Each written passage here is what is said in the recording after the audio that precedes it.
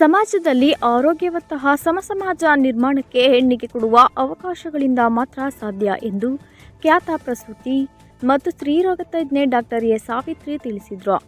ತಾಲೂಕಿನ ರಾಮನಾಥಪುರದಲ್ಲಿ ಸ್ವಸ್ಥ ಸಮಾಜ ನಿರ್ಮಾಣ ಸಮಿತಿ ವತಿಯಿಂದ ಅಂತಾರಾಷ್ಟ್ರೀಯ ಮಹಿಳಾ ದಿನಾಚರಣೆ ಪ್ರಯುಕ್ತ ವಿವಿಧ ಕ್ಷೇತ್ರಗಳಲ್ಲಿ ಸಾಧನೆಗೈದಿರುವ ಮಹಿಳಾ ಸಾಧಕಿಯರಿಗೆ ಹಮ್ಮಿಕೊಂಡಿದ್ದ ಸನ್ಮಾನ ಸಮಾರಂಭವನ್ನು ಉದ್ಘಾಟಿಸಿ ಮಾತನಾಡಿದ ಅವರು, ಸಮಾಜದಲ್ಲಿ ಇಂದಿಗೂ ಕೂಡ ಹೆಣ್ಣಿನ ಮೇಲೆ ಶೋಷಣೆ ಬೇರೆ ಬೇರೆ ರೂಪದಲ್ಲಿ ನಿತ್ಯವೂ ನಡೆಯುತ್ತಿರುವುದು ನೋವಿನ ಸಂಗತಿಯಾಗಿದೆ ಎಂದರು. ನಾನು ಮಹಿಳಾ ದಿನಾಚರಣೆ ಅಂಗವಾಗಿ ಮಹಿಳೆಯರಲ್ಲಿ ಏನು ಹೇಳೋದು, ಯಾರು ನಮ್ಮನ್ನು ಪ್ರಬಲರಾಗಿ ಮಾಡ್ತಾರೋ ಇಲ್ವೋ, ನಾವು ಆರೋಗ್ಯವಾಗಿದ್ದರೆ ನಾವು ಯಾವುದೇ ಒಂದು ಸಮಸ್ಯೆನ ಧೈರ್ಯವಾಗಿ ಎದುರಿಸ್ಬೋದು, ಧೈರ್ಯವಾಗಿ ನಾವು ಸಮಸ್ಯೆಗಳನ್ನು ಪರಿಹಾರ ಕಂಡ್ಕೋಬೋದು.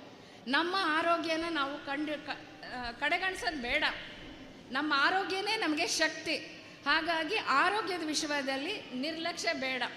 ಮುಟ್ಟಿನ ಸಮಸ್ಯೆ ಇರಲಿ, ಹದಿಹರೆಯದ ಮಕ್ಕಳಿಗೆ ಪ್ರಾಬ್ಲಮ್ ಇರಲಿ, ಬೆಳವಣಿಗೆ ತೊಂದರೆ ಇರಲಿ, ಅಥವಾ ನಿಲ್ಲುವ ಸಮಯದಲ್ಲಾಗಲಿ ನಿಂತಾದ್ಮೇಲಾಗಲಿ ಏನೇ ಆರೋಗ್ಯ ಸಮಸ್ಯೆ ಇದ್ರೂ ಕಡೆಗಣಿಸದೆ ತಕ್ಷಣ ವೈದ್ಯರಲ್ಲಿ ಹೋಗ್ಬಿಟ್ಟು ಪರೀಕ್ಷೆ ಮಾಡಿಸ್ಕೊಂಡು ಸೂಕ್ತ ಚಿಕಿತ್ಸೆ ಪಡ್ಕೊಳ್ಳೋದ್ ಮೂಲಕ ಅವರ ಆರೋಗ್ಯನ ಕಾಪಾಡ್ಕೋಬೇಕು. ಕಾರ್ಯಕ್ರಮದ ಅಧ್ಯಕ್ಷತೆ ವಹಿಸಿ ಮಾತನಾಡಿದ ಸ್ವಸ್ಥ ಸಮಾಜ ನಿರ್ಮಾಣ ವೇದಿಕೆಯ ಅಧ್ಯಕ್ಷ ಪ್ರದೀಪ್ ರಾಮಸ್ವಾಮಿ ಅವರು, ಸಮಿತಿ ರಚನೆಗೊಂಡಾಗಿನಿಂದಲೂ ಕೂಡ ಪರಿಸರ, ಶಿಕ್ಷಣ ಹಾಗೂ ಸಾಮಾಜಿಕ ಸಮಾನ ಅವಕಾಶಗಳು ದೊರೆಯುವ ಕುರಿತು ಅನೇಕ ಕಾರ್ಯಕ್ರಮಗಳನ್ನು ಕೈಗೊಳ್ಳಲಾಗುತ್ತಿದೆ. ಇವತ್ತಿನ ಕಾರ್ಯಕ್ರಮದ ವಿಶೇಷತೆಯೇ ಮಹಿಳೆಯರನ್ನು ಗೌರವಿಸುವುದು ಮತ್ತು ಕಾರ್ಯಕ್ರಮ ಕುರಿತು ಮಹಿಳೆಯರಿಂದಲೇ ತಿಳುವಳಿಕೆ ನೀಡುವ ಕಾರ್ಯ ಇದಾಗಿದೆ. ಸಮಾಜದಲ್ಲಿ ತೊಡಗಿಕೊಂಡು ಸಮಾಜಕ್ಕೆ ತನ್ನದೇ ಆದ ರೂಪದಲ್ಲಿ ಸೇವೆ ಕೊಡುಗೆ ನೀಡುತ್ತಿರುವ ಮಹಿಳೆಯರನ್ನು ಗೌರವಿಸುವ ಕೆಲಸವನ್ನು ಪ್ರತಿಯೊಬ್ಬರೂ ಮಾಡಬೇಕಿದೆ ಎಂದು ತಿಳಿಸಿದರು. ಹೆಣ್ಣು ಜವಾಬ್ದಾರಿ ಅದನ್ನು ಕಳ್ಕೋಬೇಕು ಅನ್ನೋದು ಈ ಸಮಾಜದಲ್ಲಿ ಇನ್ನೂ ಕೂಡ ಇದೆ. ಹಾಗಾಗಿ ಎಲ್ಲ ಹಂತದಲ್ಲೂ ಪ್ರತಿಭಾವಂತೆ ಆಗಿದೆ, ವಿದ್ಯಾವಂತೆ ಆಗಿ ಗಂಡಿಗೆ ಸಮಾನಾಗಿ ಅಥವಾ ಹೆಚ್ಚಿದ್ರೂ ಕೂಡ ಇವತ್ತು ಸಮಾಜದ ಮುಖ್ಯವಾಹಿನಿಯಲ್ಲಿ ಇರುವಂಥ ಮಹಿಳೆಯರು ಬಹಳ ಕಮ್ಮಿ ಇದ್ದಾರೆ.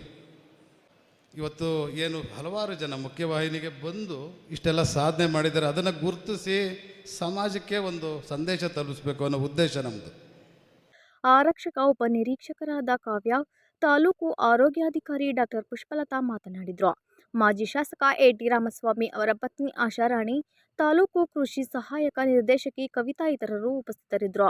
ವಿವಿಧ ಕ್ಷೇತ್ರಗಳಲ್ಲಿ ಗಣನೀಯವಾಗಿ ಸಾಧನೆಗೈದಿರುವ 40ಕ್ಕೂ ಹೆಚ್ಚು ಮಹಿಳೆಯರನ್ನು ಹಾಗೂ ಕ್ರೀಡಾ ಕ್ಷೇತ್ರದಲ್ಲಿ ಸಾಧನೆ ಮಾಡಿರುವ ಮರಿಯಾನಗರ ಶಾಲೆಯ ಕ್ರೀಡಾಪಟುಗಳನ್ನು ಸನ್ಮಾನಿಸಲಾಯಿತು. ಮಹಿಳಾ ಸಬಲೀಕರಣ ಅನ್ನೋದು ಒಂದು ಪದ ಬಹಳ ವರ್ಷಗಳಿಂದ ಚಾಲ್ತಿಯಲ್ಲಿದೆ, ಸಬಲೀಕರಣ ಅಂತ.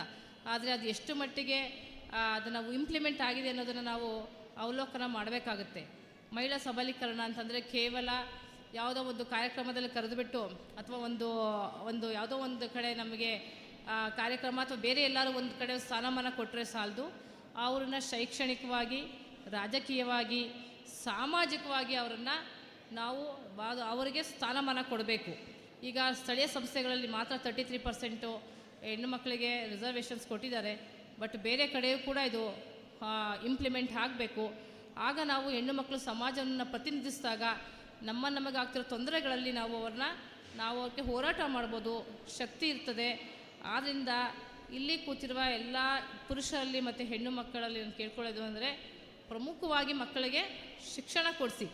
ಶಿಕ್ಷಣವೇ ಎಲ್ಲದಕ್ಕೂ ದಾರಿ.